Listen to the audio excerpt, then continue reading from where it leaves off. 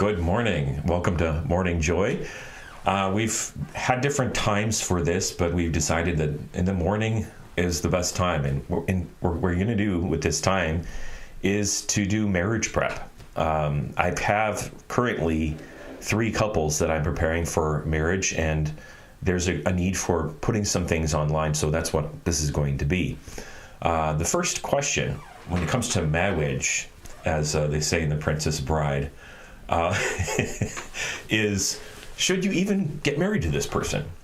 Asking the question, discernment, is this the right person for you? Before you even talk about the theology of marriage and what have you. And I guess that's why I wanted to do a series on marriage prep, because I've never been satisfied that they answer all of the questions. Sometimes they focus on the theology, or sometimes the theology isn't solid. They don't faithfully represent the teachings of the church on natural family planning or family life or contraception or something like that. Or they're not very practical. They don't answer questions about conflict resolution or, how to be angry with each other, how to both feel like you've won an argument if you're fighting instead of for the other person's, your ego, fighting for us, these kinds of teachings. That's what we're going to do in the next few teachings. So, why? Why should you get married to that particular person? Well, the first question the church asks when you go for that opening interview is, are you even available? Are you free to get married? Have you been married before? Do you still have a previous bond? And that question is not really the church. That is the teaching of Jesus Christ in Matthew 19, that he said marriage is indissoluble. It's not, once you get married, it's unbreakable. And so what the church has to ask the question is, was there ever a previous bond? And is that bond, was that something that actually took? Did that actually take? Is it still there?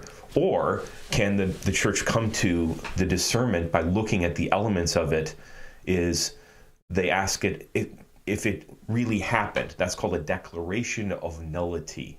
It's not called they're not nullifying the marriage. Like some people call it an annulment. That's an incorrect term. The church isn't nullifying something that was there. It was saying, did you really know what you were doing? And did you have the intentions of the church in the sacrament? Remember, when you get married, you are not making up your own kind of agreement. You are agreeing to a covenant by God that he wrote in the fabric of your body, the fabric of the universe. The whole universe speaks of covenant. In fact, this is a revolutionary idea by Pope John Paul in his Theology of the Body. The entire universe speaks of the irrevocable covenant that God has with man. God is not ever going to abandon man. Jesus isn't ever going to abandon the church. He's not going to decide one day, I think I'm going to unbaptize you. I shouldn't have baptized you. The whole point of the irrevocability or the indissolubility of marriage is that it's not going anywhere. So to ask the question first, are you even available? Now, the availability can also be a bunch of other things too. It can be that you're not free to marry because you're not capable. Like somebody might have some form of mental illness that they're not capable of agreeing to what the demands of marriage, because marriage is demanding. It's not easy. The other kind of mental illness somebody might have is some form of addiction. Now, with regard to that, some kind of addiction, whether it's alcohol, drugs, pornography, sex, or some kind of mental incapacity or emotional incapacity for commitment. They're just not capable of making a commitment. You have to ask, is this person have the threshold level of desire and capacity to be free of whatever is hindering them? And you give them time. How much time, it depends on you, and also it depends on the fact that if you want to get going in your life. The other thing that we have to remember, and this is pretty important too, like for looking for the right person, is there isn't the one. That's a myth. The myth of that, like what you call a soulmate. Now, you can be bonded to another person in your soul, and for that reason, you can call them a soulmate because you connect on a very deep level. But soulmate, in the fact that God does not create one person for another person. You know, he doesn't create, Adam was not created for Eve. Adam was created for God. Your soul is created for an infinite object, okay? And God saw Adam and he saw that he was lonely, and so he created a helpmate. Now, the helpmate helps you in your communion with God because your soul is created for the one who is God. But your soul isn't created for this or that particular person.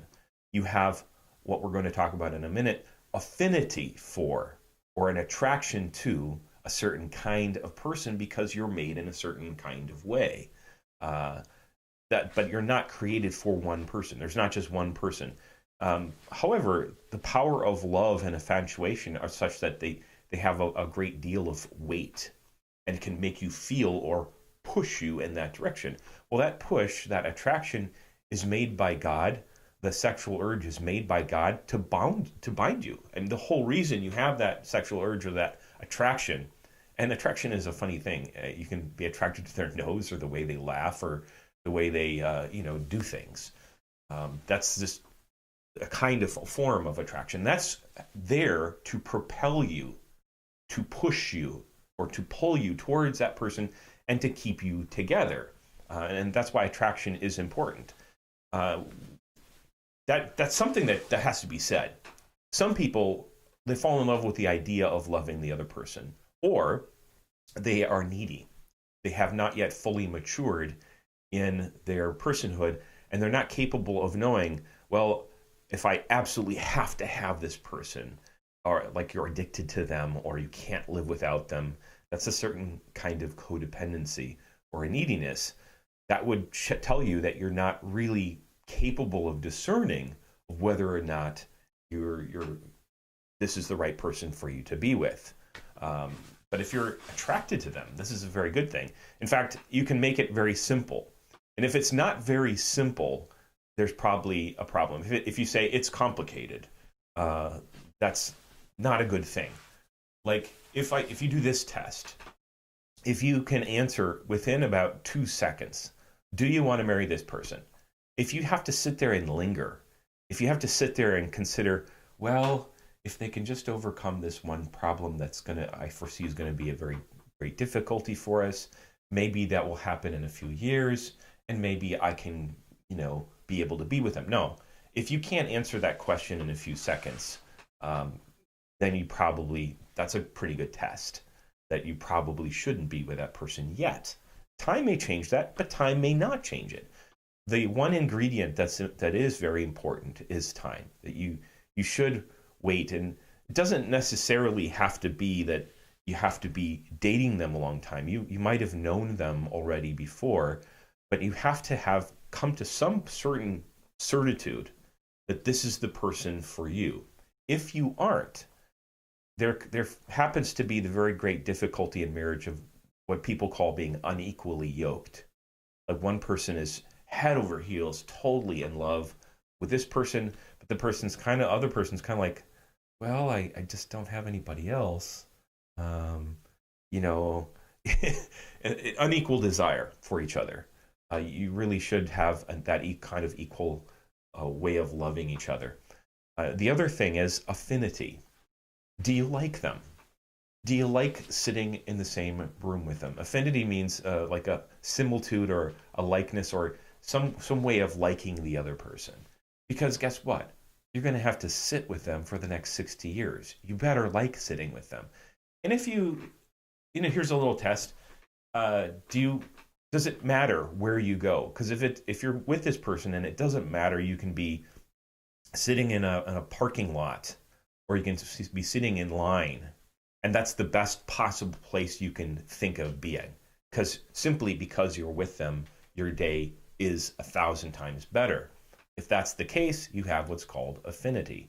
If you have to really work at it and have to remind yourself of all their good qualities, and really kind of force yourself to like them, that's probably not a very good sign. You probably don't have affinity. And you can do this. After you date them, you ask yourself the question, do I like them? Do I long to be with them on a second date? Yes. And discerning like a marriage and discerning engagement is very much like that. You go from stage to stage, from depth to depth, until you get to a certain point of certitude and you say, I really, really like being with this person. In fact, I'm going to like being with this person the rest of my life. If this is the face that I see when I wake up in the morning, I am really going to be happy.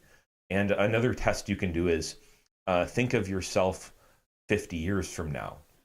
Will you be doing that person a favor or disfavor by yoking yourself, by bonding yourself to this one particular person for the rest of your days?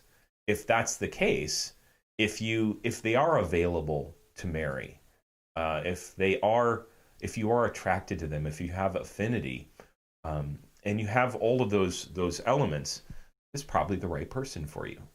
The thing is, it takes a lot of courage for a person to say, I don't think this is the right person, because it's terrifying to think of life without the security of having someone love you.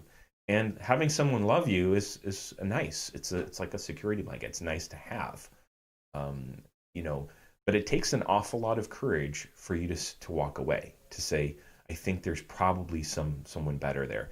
A friend of mine, he's from Thailand, and he had all these proverbs. There's all these Thai proverbs about catching fish, right? And it has to do with having the right mate. It says that a man has to first let go of one fish before he's able to catch another fish.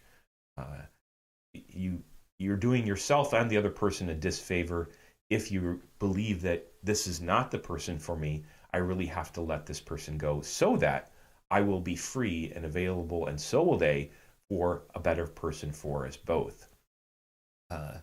One more thing too, if you've noticed, in all these considerations, there's basically two elements to it. On one, there's love, and there's the responsibility that love has.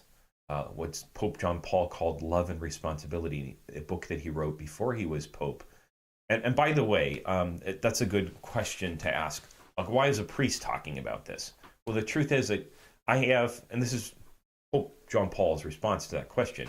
Like, well, a priest is, I'm not married, so why would I be talking about this topic? The fact is, I deal with so many people who are married. I have what's called second-hand knowledge. While you may have a first-hand knowledge of actually being married, you don't have a wide knowledge of many, many thousands of different couples, nor do you usually hear the depth of joy and pain that people go through, because priests actually journey in people's interior lives, and you hear the sinfulness, you hear the virtues, the vices, the joys, the victories, the defeats of many thousands of people. The other thing is, the reason why a priest is fit to speak about this topic is, I love you. I consecrated my life for you. And when a person loves another person, they're given a certain wisdom of how to care for them and what they really, really need to hear for their very real good. And that's ultimately why I'm speaking about this at all. And it is out of love for young people. It is such a joy. It is such a joy to accompany young people in that journey of love when they fall in love and when they realize they really like this person and they want to like this person for the next 50 years of their life. It is amazing.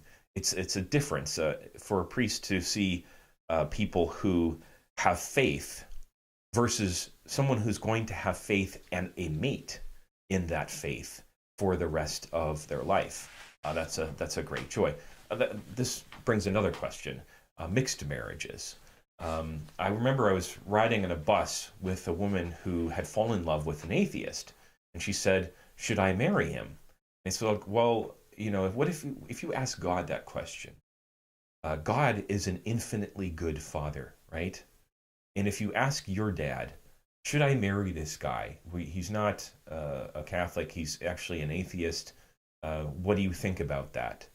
Usually a father will ask you a series of questions. He's not going to give you an answer. Like, God won't say, thou shalt not because marriage has to do with your falling in love with them. It has a great deal to do with free will. So usually your father would ask you, well, do you really love him?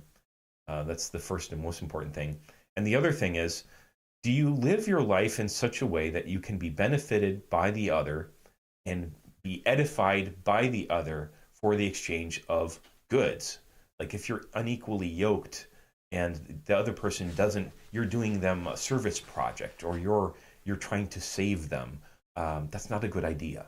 It's not a good idea to set yourself up as someone's mommy or someone's, that they're your project, and that you're going to feel good about yourself for loving them. They have to be your equal. And you have to feel that you're receiving and also giving. There's an exchange of love.